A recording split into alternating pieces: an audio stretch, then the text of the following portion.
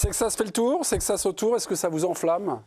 Ils sont au moins deux à s'enflammer. Gatsby, oui, magnifique, bien sûr, vous êtes, et Thomas Bonavent aussi. Pareil. Pourquoi les autres non? Bah si. Si, mais Si, on a dit plus on m'a dit, interroge directement Thomas, interroge Régis, ils sont en lévitation les petits. ils sont, Voilà. Bah ouais, moi, là, lévitation. j'aime moins le vélo que Thomas, il sera peut-être plus Eh ben Thomas, là. enjoué que moi, non, mais non, vas-y, Régis, mais c'est une super bonne nouvelle. Je sais pas s'il y avait un tel suspense quand même, parce qu'on le voyait venir d'un peu loin quand même, cette histoire. Mais je suis super content parce que Pogacar domine tout. Je pense que là, ça fait un rival supplémentaire, un rival de qualité. D'après les spécialistes à qui j'ai parlé, c'est quand même le deuxième ou le troisième meilleur coureur du monde du moment. Donc c'est pas n'importe quel coureur qui arrive sur le Tour. Après 19 ans ou pas 19 ans, il a tellement de qualité, il est tellement au-dessus du lot en ce moment. Je sais pas, je trouve que c'est une super bonne nouvelle. Et puis alors pour le public français, pour le sport français, on ne pouvait pas y rêver mieux. Ça fait quand même très très longtemps qu'on attend un cycliste français.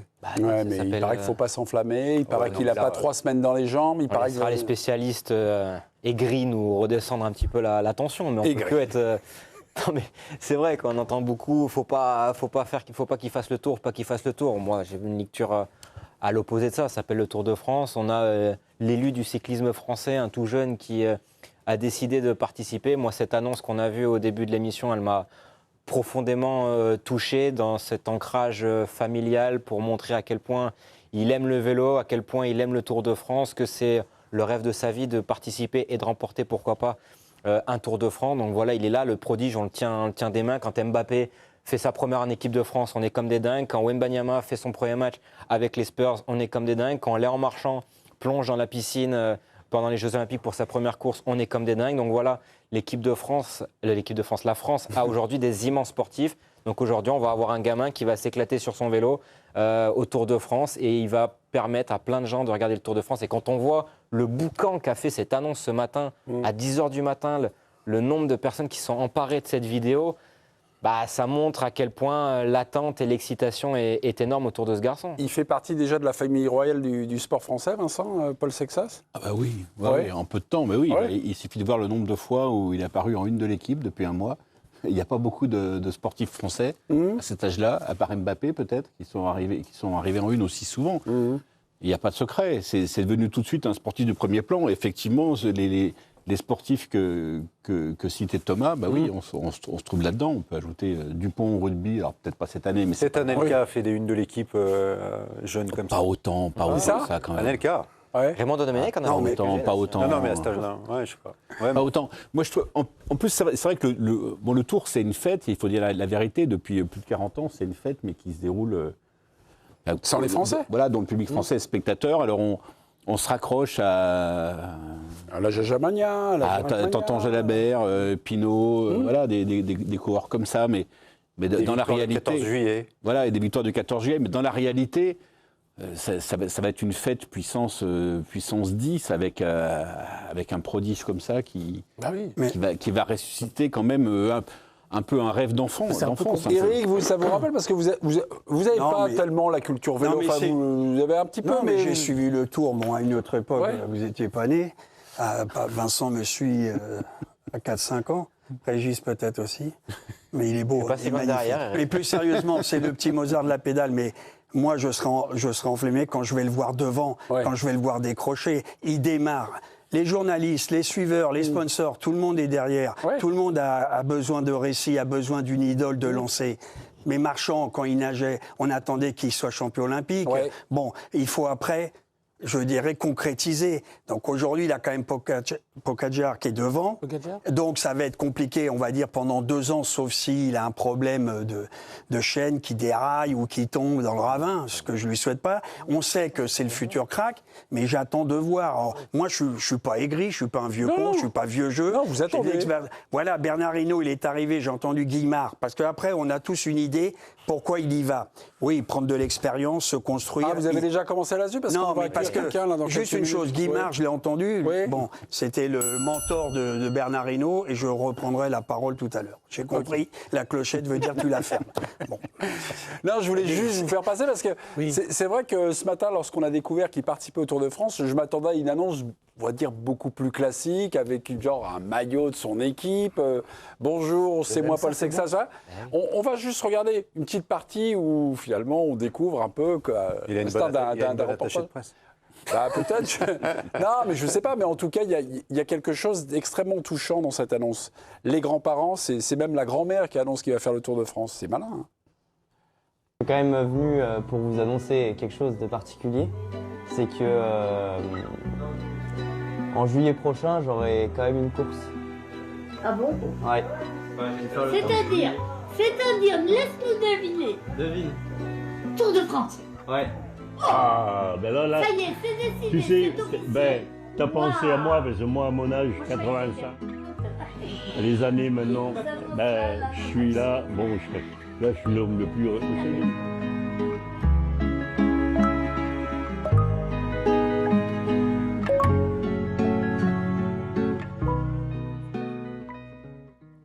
Voilà, ça fait un peu Amélie Poulain. C'est très Tour de France. Exactement. En fait. C'est un ancrage populaire. La petite laitue. C'est un ancrage France profonde, c'est un ancrage provincial. Donc il n'y a pas du tout de c'est de la gamberge, on sait. Il y a une communication qui a été pensée, c'est gambergé, c'est bien fait. La bonne communication, c'est quand ça ne se voit pas. Ouais. Et ça rend... je trouve que ça ne se voit pas. Ce n'est pas une déclaration d'homme politique qui se déclare candidat à quelque chose. Ça rend sa déclaration très humble, je trouve. Ça reste presque spontané, quoi. Même s'il y a des caméras, même si c'est filmé. Même si la surprise de la grand-mère, je sais pas, elle n'est pas feinte, quoi. Non. Donc voilà, et pour revenir à l'enthousiasme, moi je trouve qu'ils ont été un peu petits bras, parce que c'est la possibilité de rêver, en fait. J'ai l'impression que c'est comme si on m'annonçait qu'on allait organiser des JO. C'est-à-dire que tout d'un coup, ça suscite un rêve qui est pas accessible, qui est très rare, qui est une fois tous les 100 ans, avec le tour tous les 4 ans des Olympiades. Donc, moi, je trouve que là, voilà, ça fait 41 ans qu'on attend un vainqueur français, et on se dit que, oui, on va rêver, quoi qu'il arrive, on va rêver, et qu'il y a une petite chance qu'en plus il le gagne. Donc ça rend fou, en fait. Bon. Il y a une Coupe du Monde, donc on a le temps de patienter, mais je trouve que l'excitation, elle est totale. C'est vrai qu'Éric en Je vais faire rentrer quelqu'un, mes amis. Ils sont nombreux dans le milieu du cyclisme à dire « Sexas, c'est super, c'est un cadre, c'est un génie, c'est un surdoué ». Mais le Tour de France, pas cette année, c'est trop tôt. Parmi ces grands connaisseurs de vélo, les amoureux de vélo, Pierre Rolland, c'était il y a 8 jours à peu de choses près dans l'équipe du soir. Regardez ce qu'il disait, c'est très court. Il démissionne ? Physiquement, oui, on sait à quel point il est hors norme, mais est-ce que le physique suffit à être prêt pour le Tour de France ? Pour moi, c'est un grand non. J'appelle tout de suite Pierre Rolland. Pierre, ça y est. Allez, on va être bien à côté. Les Vélix contre les spécialistes. Le petit peut s'abîmer. Le petit peut s'abîmer, c'est en tout cas vos craintes. Vous redoutez qu'il puisse s'abîmer. Expliquez-nous. Oui et non. Mais c'est assez compliqué. Après, il y a eu cette annonce ce matin et aussi on comprend que c'est son choix, lui. Moi, j'avais vraiment peur qu'on l'oriente vers une participation au Tour pour des enjeux économiques, pour ses sponsors, pour autres. Mais là, on a bien compris que c'était lui qui avait décidé. Ça change tout. Ça change clairement tout. Après, l'événement, le Tour de France, il est énorme. Moi, je suis personne. Aujourd'hui, j'ai passé ma journée à répondre au téléphone. Parce que Paul Sexas participait au Tour de France. Et ça n'a pas arrêté de la journée. Est-ce que tu étais le seul à dire qu'il ne fallait pas qu'il... Non, on était... c'est une réalité. C'est ça le problème. C'est parce qu'il parle à la chaîne d'équipe. Je ne suis pas le seul à dire ça. Il y a Marc Madiot, Guimard, Bernard Arhinaut, Bernard Thévenet, Alberto Contador, Bardet aussi. Donc... Pourquoi bizarrement, c'est des personnes qui sont très ancrées dans le milieu. Bien sûr. Très présents, qui sont encore dedans. Mais pourquoi ? Pour les craintes. Parce que je pense que les gars l'aiment bien. Il n'y a pas de jalousie, il n'y a pas de truc. On veut le voir, mais il n'y a aucun doute. Pourquoi c'est trop tôt ? Parce qu'il est jeune. Ouais, alors on va me dire, c'est pas une question d'âge, mais c'est aussi une question d'expérience et de maturité. À 19 ans, on n'a pas le même recul qu'à 20 ans, qu'à 21 ans. Et il n'a jamais connu une course à étapes de 3 semaines. On sait le Tour de France, tout est multiplié par 10 par rapport à n'importe quelle autre course de la saison, Tour des Flandres, Paris-Roubaix.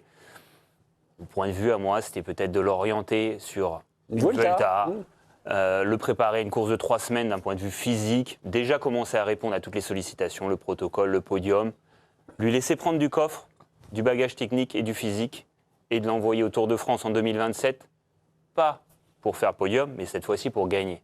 Et ça, c'est la différence. C'est gagner la Vuelta, gagner le Tour en 2027, plutôt que d'aller sur le Tour en 2026, où on sait que Pogačar, il est injouable, que même à 85% de ses capacités, Tadej Pogačar, il va gagner le Tour. On l'a vu, on a commenté le Tour de Romandie cette semaine. Pogačar, il était vraiment pas au top. Il a pris 4 étapes sur 5. Pierre, je vous comprends, c'est logique et tout ça, mais vous parlez de cyclisme ou de boxe? Non, j'ai l'impression qu'en boxe, on prépare un champion à accéder, on va dire, au plus haut niveau. Voilà. En quoi une défaite du petit Sexas serait une catastrophe, serait quelque chose, un frein pour la suite? Il est dans une spirale très positive. Ouais, il n'a quasiment jamais perdu. Tout ce qu'il fait, il le fait bien, il gagne. Et là, il y a des médias qui vont arriver sur le Tour, qui ne sont pas forcément des médias qui ont l'habitude de suivre le Tour. On va lui tomber dessus à la première occasion, si donné étant que voilà, il y a de la matière. Mais en même temps... Mais ce que je ne comprends pas, moi, c'est qu'en fait, justement, c'est justement parce qu'il est très jeune, et on sait tout le potentiel. Donc des Tours de France, il va en faire à l'appel.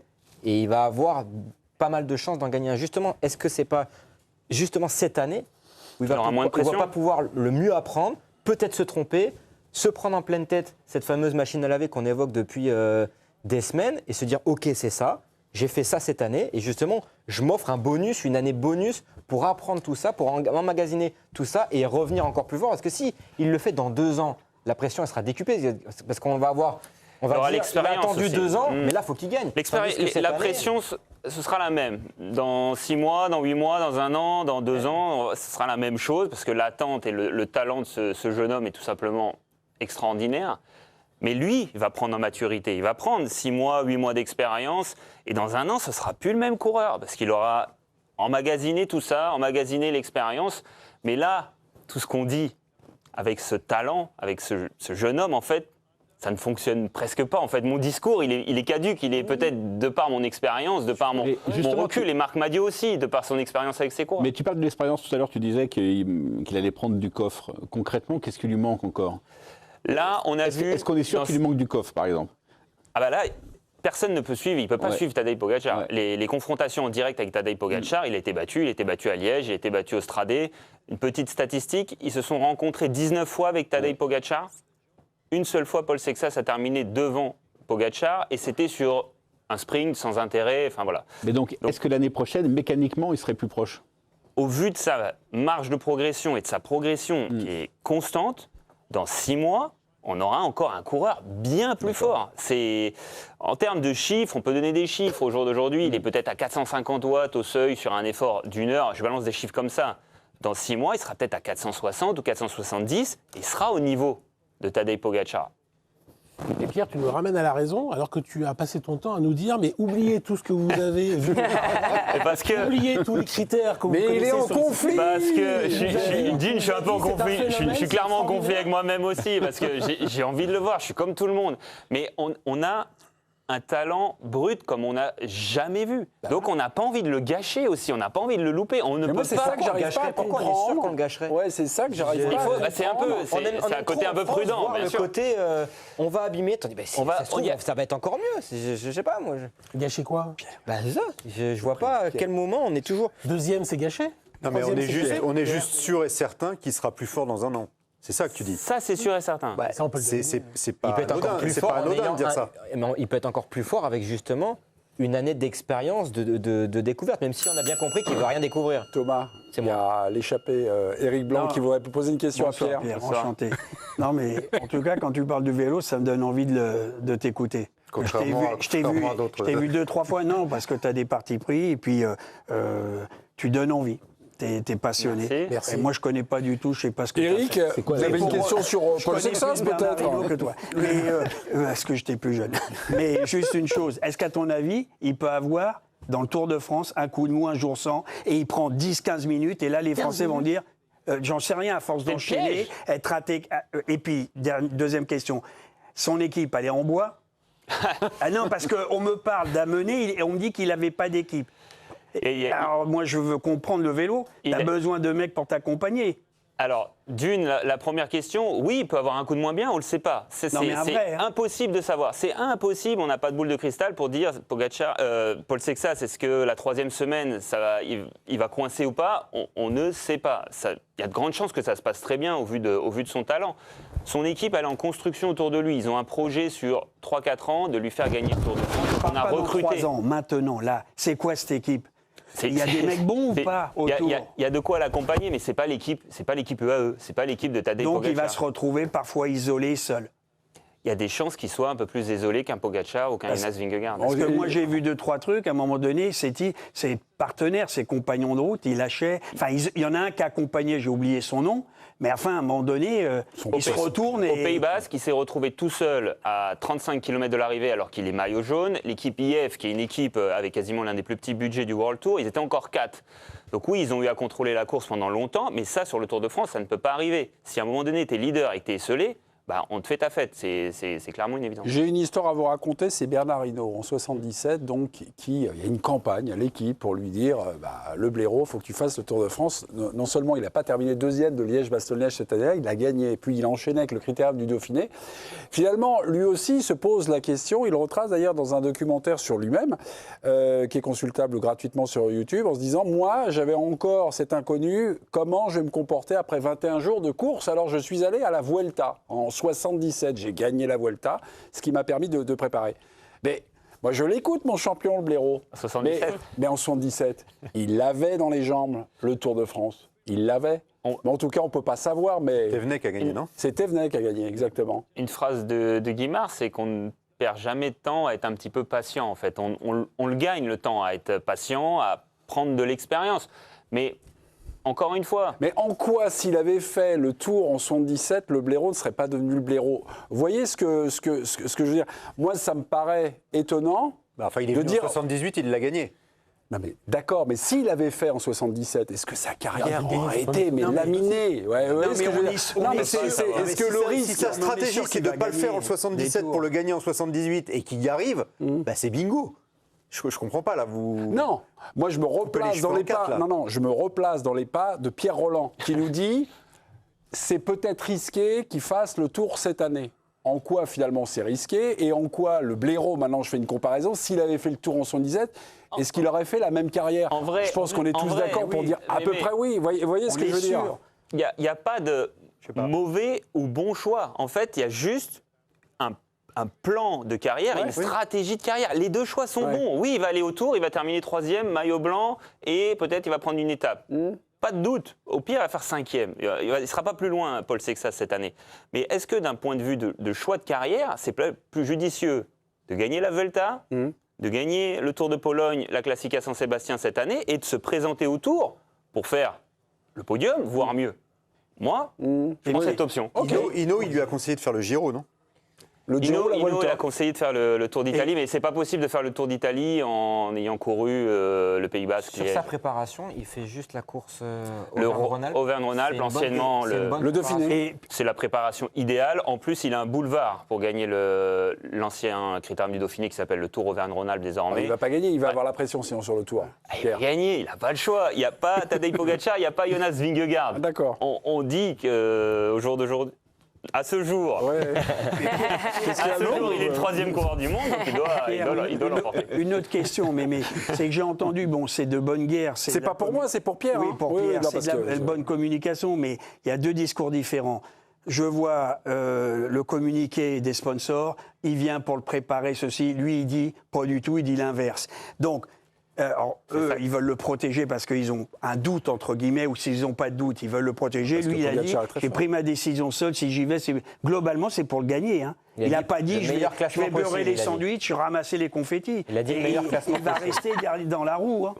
C'est le meilleur, Eric, le meilleur classement possible. Il n'a pas dit, je vais le gagner. Ah oui. Non, mais le meilleur classement, mais... Il y a une petite astuce. Donc, le meilleur classement possible. Donc, c'est le Raymond Poulidor du Tour 2026. Voilà. Il va terminer 2e. On fait un débat sur Poulidor, c'est pas possible. Deuxième, c'est bien. C'est beau, mais... Eric Blanc au tableau. Eric Blanc, s'il vous plaît, au tableau. Eric, au tableau.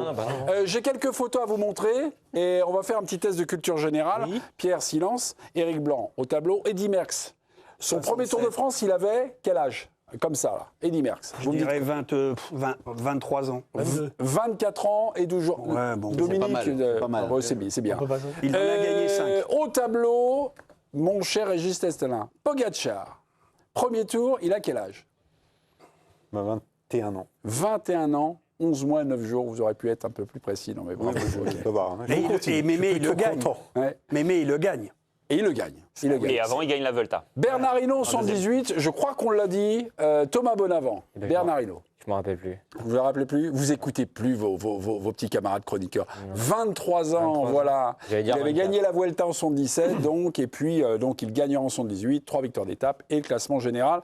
C'est à votre tour, mon cher Dominique Sévrac. Et là, on monte un peu la barre, car ce n'est pas un vainqueur du tour, je vous propose. C'est l'un des rivaux, c'est Remco Evenepoel. Il le fait à quel âge? 21. 21, c'est 24. Ouais. Il le fait beaucoup plus tard. Il le fait beaucoup plus tard. Ouais. Pas loin. Il a déjà 2 Giro et 2 abandons et 2 Vuelta, vainqueur en 2022. Enfin, Vincent Deluy qui connaît tout sur tout, Jonas Vingegaard, double lauréat. Le premier tour qu'il fait, il a quel âge? Pas si jeune que ça non plus. Non. 23-24. 23-24, bravo, c'est habile, vous êtes malin, c'est 24 ans, voilà. Et puis le plus jeune depuis Paul Sexas, c'était Egan Bernal, en 2018. Bon, bah, Pierre Rolland au tableau, on va essayer de vous coller. Il avait quel âge, le petit Colombien là? 21 ans. 21 ans, 5 mois et 26 jours, merci, et le nombre d'heures. Non, ok, 15e du classement général, à 27 minutes et 52 secondes du Gallois Geraint Thomas. Ouais, ça nous donne un petit peu une idée. On va donner la parole à Patrick Chasset, l'un de nos compères, l'une des voix du cyclisme. Alors, il fait le tour, évidemment, aujourd'hui, mais Patrick est un peu déçu. Parce que lui, il voulait avoir une double annonce. Bah, vous savez, Patrick, il est gourmand, il est comme ça. Mais c'était quoi la deuxième annonce? Bah, écoutez, c'est son petit billet, sa petite échappée solitaire. Patrick, c'est à vous. On a la confirmation que Paul Sexas va bien faire le Tour de France cette année. Mais moi, j'attendais une deuxième annonce dont on parle un peu moins, celle de la prolongation de son contrat avec son équipe actuelle. Eh bien, ce ne sera pas pour tout de suite et je vais vous expliquer pourquoi. Bon, rappelez-vous, c'était l'an passé, en plein Tour de France. Dominique Serriès, le manager général de l'équipe Decathlon CMA-CGM, son équipe donc, avait exprimé pour la première fois son souhait de voir ce jeune coureur au départ du Tour dès cette année. À l'époque, y compris sur votre plateau, tollé général, voyons, 19 ans c'est beaucoup trop jeune, imaginez un peu, Pogacar avait presque 22 ans lorsqu'il a remporté son premier tour, et si on regarde la référence absolue, Eddy Merckx l'avait remporté à 24 ans. Paul Sexas n'en a que 19. Alors, oui, mais ce que personne n'avait imaginé, c'est qu'en 3 mois à peine, Paul Sexas est déjà devenu le taulier du cyclisme français. Sa victoire autour du Pays Basque, sur la Flèche Wallonne, ou sa deuxième place sur Liège-Bastogne-Liège derrière le meilleur coureur du monde, évidemment ont révélé un talent exceptionnel et surtout une progression fulgurante. Mais surtout, ce n'est plus son équipe, mais lui qui dicte désormais son agenda. Effectivement, il veut faire le tour sans attendre. Mais non, son agent et lui ne souhaitent pas pour l'instant révéler dans quelle équipe il poursuivra ensuite son apprentissage, officiellement au-delà de 2027. Alors, soit il réussit un coup magistral cet été, un podium ou pourquoi pas une victoire, et sa cote monte en flèche. On dit d'ailleurs qu'il vaut actuellement entre 8 et 10 millions d'euros annuels, ce qui est à peu près l'équivalent d'un Pogacar, oui déjà. Et au rythme où d'ailleurs on arrive à rompre les contrats dans le vélo, désormais, ça devient assez fréquent. On pourrait imaginer que le Lyonnais quitte prématurément son équipe pour la concurrence. Soit sur le Tour, c'est un échec relatif. Imaginons qu'il s'écroule en 3e semaine. Et là, le public, les médias, évidemment, chercheront un responsable. Et là, ce ne sera pas le coureur qui sera visé, mais bien sûr, son équipe. Pourquoi avoir fait preuve d'impatience? Pourquoi avoir souhaité un retour sur investissement à si court terme? J'entends déjà les critiques. Alors pourquoi? Eh bien, peut-être parce que dans l'entourage du coureur, on aura effectivement fait le choix de ne pas prolonger le contrat dès maintenant afin de poser les bases d'une collaboration sur le long terme, de donner du temps au temps en quelque sorte. Et je rappelle que le projet initial de Decathlon CMA-CGM, c'est de gagner le Tour de France avant 2030. Est-ce que le coureur perdra de sa valeur, de son aura auprès du public? Pensez donc, il n'a que 19 ans. Non, Les équipes étrangères, en revanche, diront ce qu'elles répètent depuis des années. Regardez les équipes françaises, elles ne savent pas s'y prendre. Donnez-nous Paul Sexas et nous, on saura en faire un grand champion. Alors oui, la France tient un grand champion, ça c'est une certitude. Mais croyez-moi, il va falloir une sacrée volonté sur le plan national pour pouvoir le conserver chez nous. C'est ce que nous racontait Patrick Chasset donc sur le lobbying pour faire signer Paul Sexas. Là, en coulisses, tout le monde veut l'avoir. On a vu, j'ai lu une déclaration sur le site L'Équipe que le manager du UAE disait non mais Paul Sexas, tapis rouge, c'est le futur Pogacar et tout ça. Et Patrick nous dit finalement c'est très très important parce que s'il est dans une équipe française, s'il ne gagne pas le Tour, là il y aura un lobbying des équipes étrangères pour acheter Paul Sexas. Il y a de la déstabilisation dans la manœuvre aussi du UAE. UAE, ils savent bien que Paul Sexas, il ne va pas rejoindre l'équipe UAE tant qu'il y a Pogacar. C'est là, il va avoir la route complètement barrée. Ouais. Donc tout ça, c'est de la déstabilisation. Mais oui, on parle de chiffres. On n'a quasiment jamais entendu dans le cyclisme. 8-10 millions, c'est tout récent. Et là, il a 19 ans. Enfin, c'est sûr que... C'est le même salaire que Warren Zaïre-Emery. Hein. Non mais... Oui. Vous, peut-être, quand vous avez des débats sur le foot, c'est encore des chiffres bien supérieurs. Mais nous, dans le cyclisme, c'est des montants qu'on n'a jamais entendus. Donc il y a aussi tout ce facteur où il faut absolument le protéger et le couvrir.